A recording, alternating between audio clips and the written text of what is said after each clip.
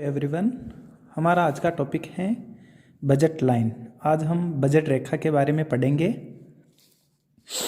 सबसे पहले जानते हैं कि बजट रेखा होती क्या है या किसे कहा जाता है। बजट रेखा एक बजट रेखा दो वस्तुओं के उन विभिन्न संयोगों को बताती है जिन्हें एक उपभोक्ता अपनी निश्चित आय पर खरीद सकता है। यानी दो वस्तुओं के डिफरेंट कॉम्बिनेशंस को बजट लाइन बताती है जिन्हें उपभोक्ता अपनी निश्चित आय पर खरीद सकता है। उन कॉम्बिनेशंस के बारे में बजट लाइन बताती हैं। ये यहाँ मैंने डायग्राम के माध्यम से स्पष्ट किया है। यहाँ ये ओरिजिन है, यहाँ एक्स एक्स पे एक्स गुड्स लिए हैं और वाई एक्स पे वाई गुड्स लिए हैं और ये डिफरेंट कॉम्बिनेशंस को बजट रेखा बताती हैं। ये budget line A B budget line है। इस डायग्राम से क्या स्पष्ट होता है या क्या बताता है? बजट रेखा के अंदर कोई भी बिंदु यह बताता है कि उपभोक्ता बचत कर रहा है, यानी वह अपनी आय पूरी खर्च नहीं कर रहा।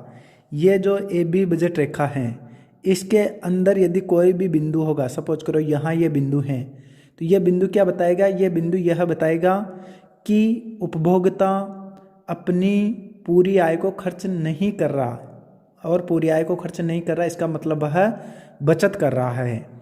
और दूसरी ओर यदि बजट रेखा के बाहर कोई भी बिंदु है तो वह अप्राप्य बिंदु कहलाता है। जैसे ये ए बी बजट रेखा है और यहाँ कोई बिंदु मैं मेंशन करता हूँ, तो ये बिंदु क्या होगा? यह बिंदु अप्राप्य बिंदु कहलाएगा, क्योंकि इस बिंदु तक पहुँचने के लिए उपभोक्ता के पास पर्याप्त इनकम का अभाव है।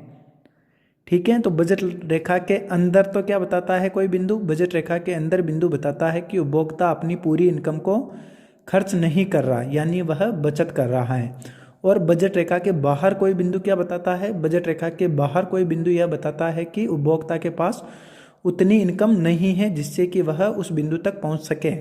ठीक है, ऐसा ही अपने जो उत्पादन संभावना वक्र था उसमें देखा था। उसमें क्या था कि उत्पादन संभावना वक्र यदि पीपीसी के अंदर कोई बिंदु स्थित है तो वह क्या बताता था? वह बताता था कि जो इकोनॉमी में उसमें संसाधनों का अभाव है, बेरोजगारी विद्यमान है। यदि पीपीसी के अंदर कोई बिंदु, अगर पीपीसी के अंदर कोई बिंदु विद्यमान था तो वह बताता था कि संसाधनों का पूर्ण उपयोग नहीं हो रहा है या बेरोजगारी विद्यमान है।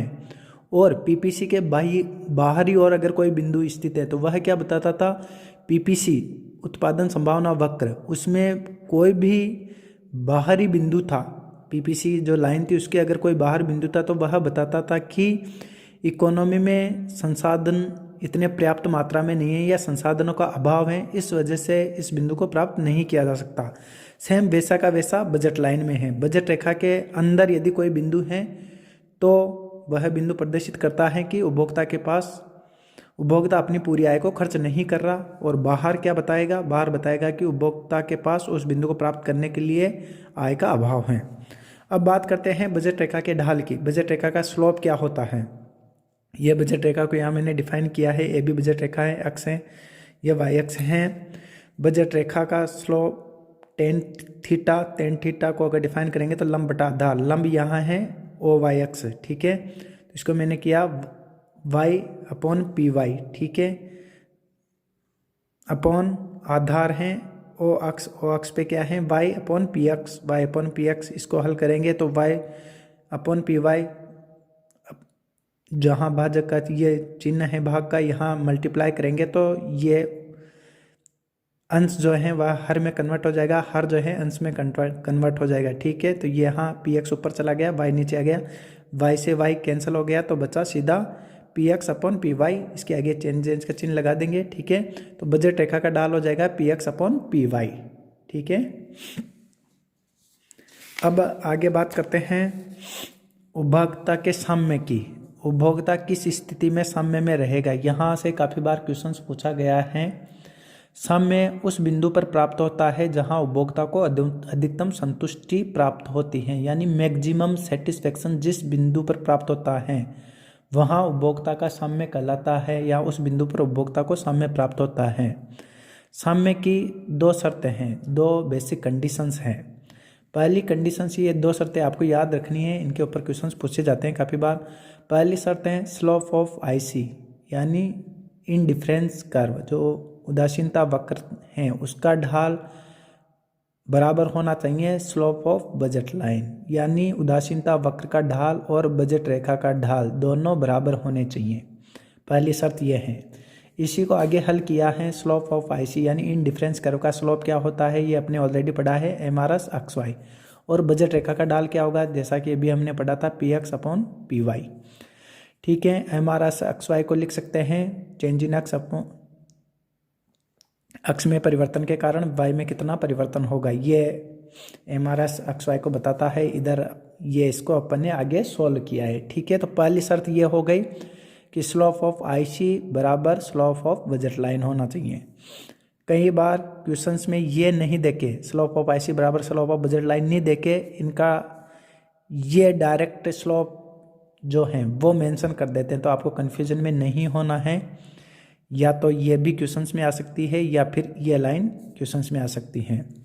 बजट रेखा उदासीनता वक्र को स्पर्श करनी चाहिए। ठीक है, बजट रेखा उदासीनता वक्र को स्पर्श करती हुई होनी चाहिए। और दूसरी जो सामने की शर्त है वह है P x into Q x plus P y into Q y बराबर एम आई।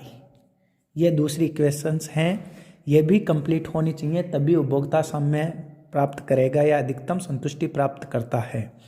इसका मतलब क्या है, पी एक्स यानी अक्ष वस्तु की कीमत इंटू अक्ष वस्तु की क्वांटिटी, दोनों को मल्टीप्लाई करेंगे, उसमें प्लस करेंगे वाई वस्तु की कीमत इंटू वाई वस्तु की क्वांटिटी। इन दोनों को जोड़ेंगे तो वह टोटल मॉनेटरी इनकम मौद्रिक आय के बराबर होना चाहिए। यदि ये दोनों इक्वेशंस, पहली इक्वेशन स्लोप ऑफ आईसी बराबर स्लोप ऑफ बजट लाइन और दूसरी ये P x into Q x plus P y into Q y बराबर मौद्रिक आय, ये दोनों अगर इक्वेशंस बैठती हैं या फुलफिल होती हैं तो उपभोक्ता को अधिकतम संतुष्टि प्राप्त होती है। तो उपभोक्ता के सामने की ये बेसिक 2 शर्तें हैं।